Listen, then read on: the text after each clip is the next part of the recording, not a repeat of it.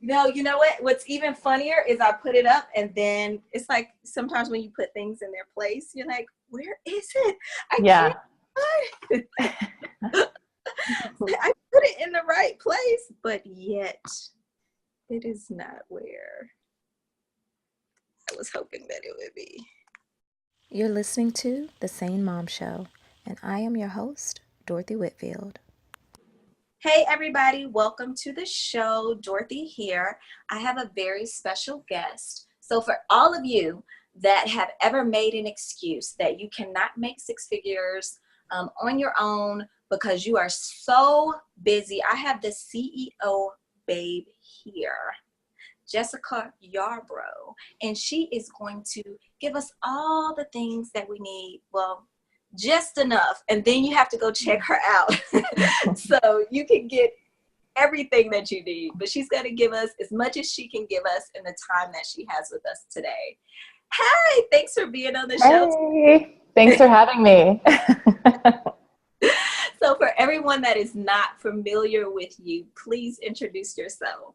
Sure. Again, Jessica Yarbrough. I'm a single mama and a business coach and mentor for women who want to learn how to create high-end coaching and consulting programs so they can run their businesses from home and pull in $10K a month.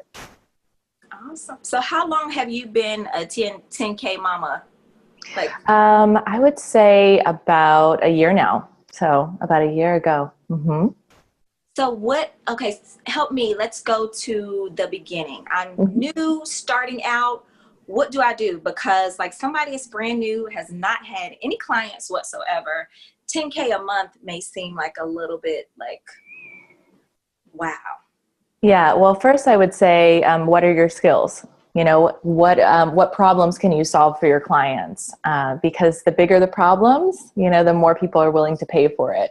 And how important is that problem to them? So it comes down to leveraging your skills to create an offer where you're solving a problem and you're taking your clients through a process of transformation, whether that's around, you know, their business, around their marriage, around anything, around their health. And that's when you can start to deliver the transformation and put a high price tag on it, like $3,000 or $5,000 for your program. So I have lots of problems that I can solve. Yeah. How do I know which one that I should, like, how do I figure out, like, whose problems am I solving? Because, you know, the friends, they come to, like, for the mommies, the friends, they come to you all the time, especially moms. You know, we are good to solve a lot of problems. Sure. How do I know which one to pick? Well, I would say first you need to take a step back and figure out, okay, what are your skills and what are your passions? And then who's your dream client? Like, who do you want to spend all your time working with? Like, I used to work with doctors and dentists and medical professionals, and I'm really good at it, but that's not my dream client. And so I'm not working with them. So you can work with anyone. And that's when I think a lot of people go wrong, is they try to be everything for everyone, though instead just picking a niche. Looking at your client, if you're trying to decide who you should work with, make sure you are working with people who have money, because otherwise you're not going to ever be able to make any money. So for me in particular, you know, my threshold for the mothers I work with are usually around the 75 to 100K range, because they have to have money to invest in in coaching, at least the high-end coaching. And if you're looking at less than that, it's a little bit harder. Do you find that some of your clients or some in your years of experience, it's been like, but I want to help people, and there's kind of some reservations about charging thousands of dollars? Yeah, sure. Everybody wants to help. But here's the thing, you also have to make a living. So, you know, if you want to keep your job and you want to help people out on the side, and it's, you know, not going to be your sole source of income, then sure, charge what you want. But if this is your bread and butter, then, and you are delivering on the results that you promised, then why shouldn't you be paid what you're worth? And I think the problem is a lot of women devalue their gifts. And so I really don't even like to say what I just said a minute ago about, you know, if you feel like doing this, you can do it, because I think it comes back to self-confidence and self-worth. And we as women, you know, are breaking the glass ceiling, you know, and so in order to do that, you need to charge your worth. And yes, charge more money, because I'll tell you, if it was a man, he's out there charging more. So what do you see like the biggest hurdle to even getting to that point of the having the confidence to do it? Because you have a lot of people that have a lot of great skills, but they're not, they're struggling. Yeah, I think the way you get confidence is by making sales. Because once you make your first sale, you're like, I can do this, and you're more confident. So that would be a huge key, is like getting your program together, delivering that one result to that one specific type of person that can afford you, and then selling it, making that first sale. Once you make that first sale, you're going to be super confident in all your sales going forward. Okay, so walk me through those steps. Like, how do I even get to the point of making my first sale? Brand new to first sale. How do I get there? Well, I think you always should look at your circle of influence. So before you go buy traffic, which that takes money, you should look at who you know. I mean, most likely your dream client is someone you know. In fact, you can probably identify 2 or 3 of them in your head, like, this person needs my program. These are her problems. I can solve it. I know I can solve it. You can reach out to those people. Reach out to people through LinkedIn and Facebook, and offer up a discovery call. Speak to their pains and their fears and frustrations, and put up a call. Say, I'm doing a 20-minute, 30-minute strategy session for women that are struggling with this. If that's your avatar, hop on a call with me, comment below. It's very simple, because you want to try to pilot and test your program with a handful of people before you throw ad money at it, because that can be very expensive. So test it with your warm market, meaning people who know you through, like I said, LinkedIn or Instagram or Facebook. So do I just like send them a message and say, hey, discovery call, do you want to get on? Or Well, there's a couple ways. So one, I would write a story as a long post on Facebook, and I would tell them what I've been through, the relatable obstacles that I've overcome, and share with them my vision of helping women in this way that are struggling with all these things and that want all these things. And then I would put an invitation out for a discovery call. That's one way. A more aggressive approach is to direct message people that you know and say, hey, I've got this program I'd like to run by you. Love to get some feedback on it. And see what they say, and ask them the questions like, if this program is presented to you, do you think it's of value? Is this something you'd be willing to pay for? And do a survey like that without even pitching them. Because if they're truly interested, if you have the ability to solve their problems, their pains, and get them out of pain, they're going to pay you for it. So, and there's a ton of other tactics you can do with getting free leads on, Facebook, but start out really simple. And then when you start generating some money, now you've validated your program, you've got a good offer, you've got the right message, now you can throw ad money at it. So don't spend a whole bunch of time building funnels.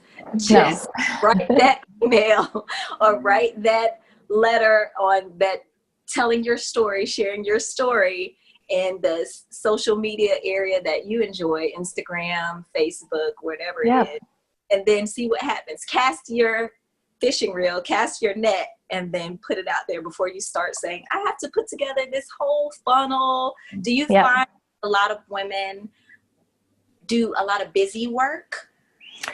I think I wouldn't necessarily call it busy work. I think people try to build their marketing machine before it's time. And yes, list building is great. Funnel building is great. I mean, I'm in the midst of making 3 of my courses evergreen, which is an enormous project to build out funnels and webinars and, membership sites and email series and all of that. Most people, they're going to fail if they try to just do that. They'll never make any sales because they're going to be in tech hell. And it's going to be very confusing and overwhelming for them. That's why I think, I suggest this to everybody, start out, testing and piloting your program, generate some money, have some wins, get some testimonials, and then take some of that money and pay a copywriter and pay someone to build your funnels, unless you want to play with it yourself. Start to outsource the things and use the house's money, if you will, right? You're self-funding your way to success rather than start with the funnels. I mean, funnels are great, but what if you spend all this time and energy and you finally get your funnel right and nobody wants what you have to buy? And that happens. It happens all the time. So everything has a place. It's just about, making sure you get your feet wet as a coach and consultant to make sure that what you're even providing is valuable and that people are going to pay for it. So I have the discovery call, Mm-hmm. and we're on the call, and it comes time, they're loving you, and it comes time to say, okay, this is the investment. And do you find people are choking up in this point, or it's like, Absolutely. So how do we get like the frog out of our throats so we can say, well, this is the investment, instead, say it with confidence. That how do we get there? Help us, Jessica. Well, actually, this is why I put together and released my 6-figure mindset and sales mastery course. I put it together for coaches who struggle with that part of the sales conversation. And so what I would recommend is, besides taking the training, some snippets, some golden nuggets from that is you need to be listening 80% of the time and talking only 20%. You should be asking questions in a way that takes your client through that emotional journey of what they're experiencing and what they'd like to experience instead. And it pushes them towards a buying decision. And if you can even ask questions in a way that overcomes objections before they even come up, then there's no way that you're going to have any choking up at the end. In fact, I'll tell you what's happened on many of my calls, because it's become so natural for me, is that I don't even have to get to the, are you interested? That kind of thing. In fact, I skip over that, because they'll say, this sounds great. How do I work with you? Well, it's $5,000, or $10,000. You can pay in 2 payments. I have 2 slots available. I'd love to work with you. If you want to work with me, I'll send you a PayPal invoice and we can take care of that right now.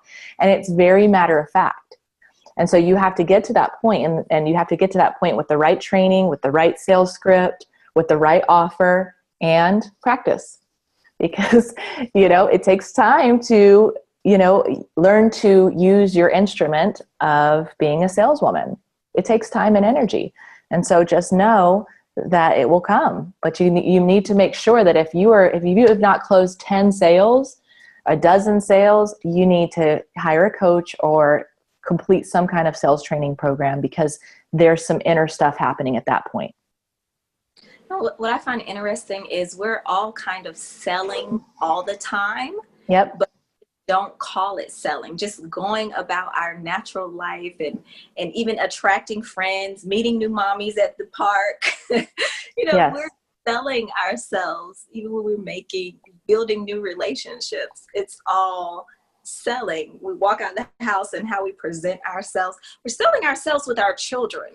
Yep. Negotiating like, okay, this is what we're going to do. This is what we're not going to do. But it's like, because you don't think of it as selling, you just think of it as, this is life. This is what happens. This is how things work. If I want to have this, then this is what needs to happen. But it's like we get into this, oh, now I have to sell, or now I have to convince somebody to do something. Mm-hmm. You think that people are doing this, I feel like I have to convince people. No, absolutely. You shouldn't be trying to push or convince someone of anything. And what you're doing is presenting a solution to their problem. And that's why I started with that. When you asked me, how do you figure out what you're supposed to do? Well, what problem are you going to solve? Because it's always going to come back to that, right? So that is what you're doing on your calls. You're presenting a solution to their problems and making sure that you demonstrate empathy and that you understand them, because you're not going to solve everyone's problem. That you might get on the phone and they're not a good fit. So why would you try to coerce them into buying your program? You're literally, really, you're vetting people to see, do I want to work with this person? Can I help them? Do I like them? Are they going to show up? Are they going to be a pain in the butt? And that's the mindset shift you need to have, is that you're really selecting who you're going to allow to be your client, not just desperately looking for the next sale. And I'll tell you, you can turn people away and watch them come back, coming back. I know I have a rule, and I share this in my mindset and sales mastery program. I don't do a face-to-face meeting with someone unless we have an inked deal, right? So I was on a call, on a discovery call. We went through about 45 minutes call, heard her needs. Obviously I could, solve her problem. And we hung up. She said, okay, it's actually something that required outside approval. So it was a business. Then she sent me an email and said, hey, this is great. I have all these questions. First of all, can you lower your fees? Second, I want to meet with you. I want to drive down to San Diego and have a face-to-face meeting to make sure you're a good fit for this project. And I wrote her back very quickly and very short. No, I will not lower my prices. And two, I will not have a face-to-face meeting until you pay me and have a contract. I can answer all of those questions right here. And then I third said, you know what? It sounds like you don't see my value, and I don't think I can take you on as a client. She emailed me back immediately, apologizing, tripping over words. Oh my gosh, I'm so sorry. I didn't mean to offend you. Yes, we want to work with you. How can I send you the money? Let's set up our face-to-face in-person meeting. And you know what? She became a client, a great client, and it's great. But she was pushing that boundary that I had established for myself. And you have to have those clear boundaries, because if you're always just like, I'm an open book, come and work with me whenever you want, there's no deadline, or anybody can work with me, then you're actually not going to attract clients. You got to be clear. Who do I want to work with? And what are the rules? What are the boundaries that I'm holding myself to, that these people are not going to push me around or make me run all over the place or make me get on the phone with them for 3 or 4 calls to take free information from me. All of those different things. And so there was no pushing or coercion. In fact, if anything, I pushed her away. I was like, no, this isn't going to work. You asked me to cut my fees. I mean, that alone made me not want to take her on, but I understood where she was coming from. Everybody's budget minded. But she came back. And so I try to tell coaches that, like, that's the energy you need to approach. You're valuable. You're not just somebody off the street, you know? True. Very true. So tell me some more steps. What else do I need to know about creating this 6-figure? I'm going from my first client to, I want to get where Jessica is. Jessica, help me, please. I need to get to the 10,000. All the mommies that are like, I need to get to the 10K. And now I know I don't have any excuses, because Jessica is a busy single mama and she still has time to take care of her clients and take care of her child. So tell me, like, teach us, share your wisdom. What else do we need to do? Well, definitely you're going to focus on getting those first couple of sales. And if you've structured your program right, you should be making 3 or 5 or even 10,000 in a sale. So that's only a handful of sales you have to make. Once you've made those sales, you've essentially validated your program. So next it's time to build your marketing machine. Now we dive into funnels, creating your webinar, creating your membership site, creating your 3 core funnels, which is the opt-in funnel, the webinar funnel, and your high-ticket application close funnel. For those of you who don't want to know what I'm talking about, just, don't worry about it. Start with the simple steps first. But that's when you're going to build that machine that allows you to automatically have sales and be turning over content and be sending out emails. That's when you build the big thing out, which takes a lot of time and energy. And that's okay, because now you've generated some money and you know that you're going to be able to sell it once you build it all out. Awesome. Okay, you were talking and then I got excited and then my brain was like, okay, there's something. Okay, awesome. Okay, I love that. There was something that you said about oh yes, I remember what it was. The program. Okay, So how do people determine the length of their program based on, because I know some people are like, okay, charging this price, so maybe it should be this long. How should mamas approach developing the program? Well, again, you start back with the core problem you're solving and break it into different major steps. In each stage, there should be milestones that are helping them get closer to their desired vision. So that's how you want to structure it. As far as time length, it really depends on how long it's going to take you to get the results. Most people, it's 8 weeks or 12 weeks. Some people do a 6-month model, but you don't want to drag it out and meet with them less if it just means less time for them to actually solve their problem. I mean, if they're paying you top dollar, they're probably going to want to talk to you every week and have multiple calls or email communications and get their problem solved in 2 to 3 months. Now, at what point do you suggest moving from one-on-one to group? I think you can do that as soon as you validated your program. I mean, once you've got that, start planning for your group launch. Hold those. Mine's twice a year, so it's a 6-month program held twice a year, once in the fall and once in the spring, late spring. So now you've got, again, a valid program, and you've got the content because you're walking your private clients through it, and it's about expanding it to reach a broader audience, most likely for a slightly lower price point. So I know you said you've been doing 10K for over a year now. Mm-hmm. When did you start your business? Well, I started my business when I was pregnant with my daughter. So she'll be 3 next week, about 3 years and 9 months, 3 years and 8 months, something like that. So what made you say, okay, I am pregnant, I'm going to go start a business? Well, I actually feel like I really didn't have a choice. So my background is in marketing, and I had built multiple companies. I had my own consulting business before, and I chose to walk away from it for about 4 years because I was just done with the business world, and I wanted to go pursue a passion of teaching yoga. And I traveled the world. I backpack all over the world solo. Fast forward to being pregnant. Suddenly I'm pregnant. I have no financial support. The dad is not present. And I've got to bring this baby into the world. And it just was a wake-up call for me. I didn't want to bring her in struggling as a yoga teacher.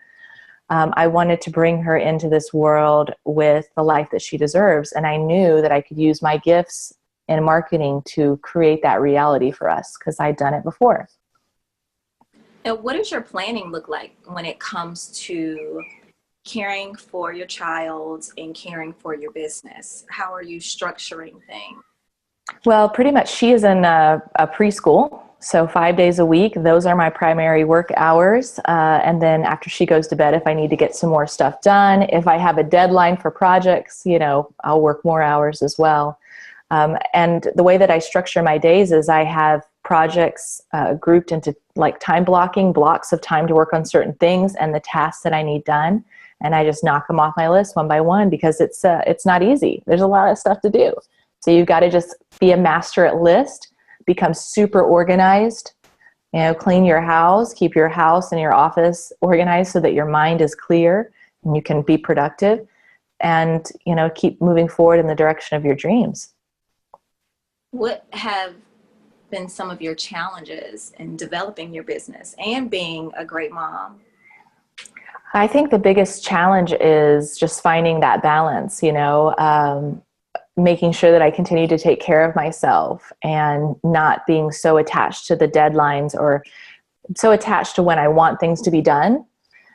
Because everything, and know this for all the moms listening, everything is going to take longer and it's going to cost more, no matter what. If you plan to launch, in August, it's probably going to be October. It's just the way it goes. And that's not even including like kids getting sick or anything. So just know that it's a process and there's going to be things outside of your control that are going to delay that. And so you can't kill yourself in the process, right? You still have to take time to take your children to the park, to go to yoga, to take vacations, and just understand that it's all part of the journey, but also be willing to put in the time when it's necessary, when you absolutely have to work. So what are some things that you would tell your pregnant, I'm just starting this business self? What is you now, what would you tell yourself back then to help you along? I would have said, raise your prices. I was like, you're crazy. 1, raise your prices. The second one, I would say, start coaching sooner. Because when I started back, I was consulting. I was doing done-for-you services. And it's always been a thing. I've always wanted to do my own thing. But it's been easy for me to help other people.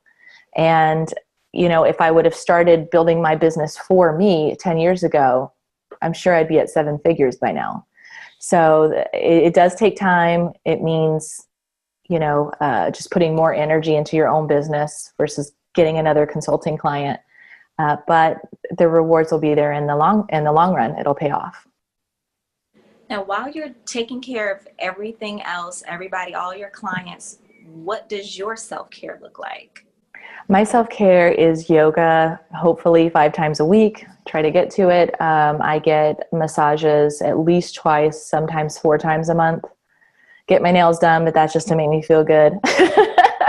Get my hair done a couple times every couple months. That's it. I mean, I'm planning a trip to Big Bear Lake in a couple weeks. So I'll do hiking with my daughter. So it's just simple things like weekend getaways and then, my weekly maintenance care. So for the mommies just starting out that may not be able to do the regular massages or certain things that may not be in their budget yet, what are some suggestions that you have for them that may be more for where they are right now until they get to the 10K? Well, I'd say that you can easily find lots of yoga videos on YouTube that are great. You can also take a hot bath with Epsom salts and lavender oil and pamper yourself. My only caution is be mindful when you say you don't have the money to invest again, because that comes back to your self-worth. And a lot of women, I know women that are 6-figure earners that don't say that they don't have the money to get a massage. I know plenty of them. And it comes back to your self-worth. And if you want to charge the kind of money that I'm talking about charging, you have to treat yourself like you're worth something. And that means taking care of yourself. It means being okay with spending $60 or $75 on a massage rather than buying your kid another toy. So I would pose that question to look really deep within before you put up that block and say, I can't afford this massage. Because if you look carefully, you can't afford not to. What I have found is that if you don't go ahead and invest the money in the beginning, you will end up spending more later on. Time to take care of your hair, take care of your body, eat certain types of food, get the massages. Then later on, instead of paying a massage therapist, then you might end up paying a doctor. Yep. Or no, your hair is not the way that you would want it because you're not taking care of it, or just little simple things of taking care of yourself instead of saying so busy, recognizing that, okay, just like you said, you have to do this. You have to do this for yourself. It's not just a luxury. It's a necessity. A lot of totally as luxuries, and I don't have time for this, and I have to do this for my child, or I have to wait until I get to a certain point. Well, you don't have to go out and, go on a $10,000 vacation, but you can find something that part of your self-care routine so that you do have the energy to take care of your child, and you do have the energy to take care of things in your business. So I love that you touch on that mindset of you have to change how you think if you want to get to 10K, if you want to get to a thriving, successful business, if you want to be a healthy, happy mommy with healthy, happy children. Yep. So do you have any mommy tips on being a single mom and, being involved and everything that comes with that? I would think, goodness, this is a hard one, because some days you feel like you're an awesome mom and some days you're like, I'm a terrible mom. No, we're not. Love your children, love them, and also hold them to, boundaries, and have some sort of discipline so that they're not driving you crazy, and respect you and respect other adults. And I would say don't overwhelm them with activities. I mean, I feel like we're too quick to put our children in 5 different things, and they're going to be fine in the backyard or at the park. So, and by the way, that's healing time for you versus taking them running around to another activity for them. Just take them to the park, and then you get your nature time, go down the slides with them, you get your childlike time as well. I think that's all I have. And then the other thing is make their lunches the night before. That seems to be really helpful. Yeah, do you cook? I do cook. Okay.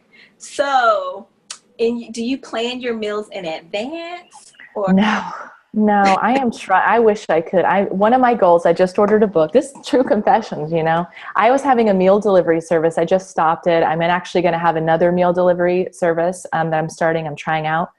But I ordered a book because I want that to be a better part of our our lifestyle, like our diet. And it's just a time thing. It really is. It's like putting that planning and caring. So the short answer is no. I will throw something on, whatever's in the fridge. And I do the meal delivery services, which are helpful.